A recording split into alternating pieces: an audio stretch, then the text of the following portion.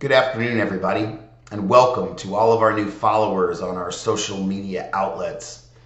Today's quick discussion is about the name of your company and what happens to it when you sell your business. What most often happens when you sell your business is that you've sold the name of your company to the buyer. That's one thing the buyer usually traditionally wants, is they want to buy the name of your business. And so then what often happens is that you as a seller have to change your legal name, your legal company name with your Secretary of State, the state that your company is incorporated in or filed in. So you lose that company name. Now you haven't lost your company federal employment identification number. That stuff stays with you. So things like bank accounts might stay with you. Investment accounts might stay with you if you didn't sell them. So oftentimes you have to notify those parties to say, I've changed the name of my corporate entity. My new corporate entity is now this. And in some situations, in some states, they will allow you to file what's called a doing business as, or DBA, or an assumed name. That's what you're going to find in a lot of states, is they'll let you file an assumed name. And sometimes if you have the consent of the buyer, you can go back and file maybe a shortened name of your old company as your assumed name, and it won't affect those other lingering accounts as much. But so many sellers across the country do not understand when we're selling a business, we are typically oftentimes selling the corporate name.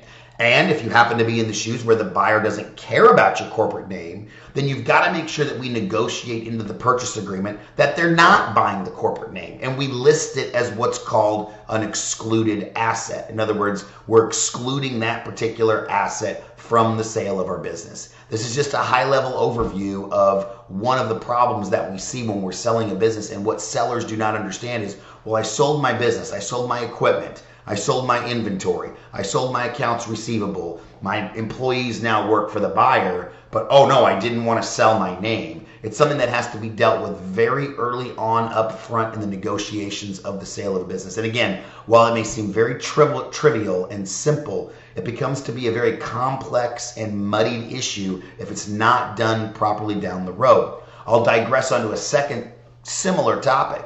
Most oftentimes we're selling the phone numbers of our companies. So we're giving up the right to that phone number.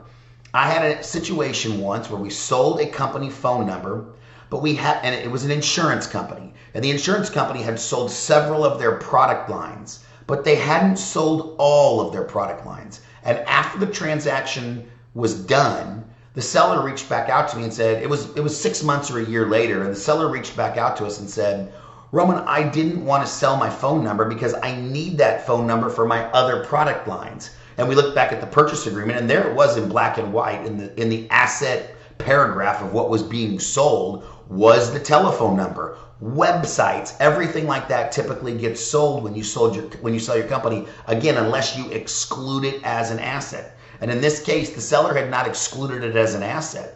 So it is very important to have an early discussion with your legal counsel when you're selling your business about what is being sold, what do you want to retain, and what can you negotiate with your buyer. So hopefully this tip helped you on this Thursday afternoon, and have a great end to your week.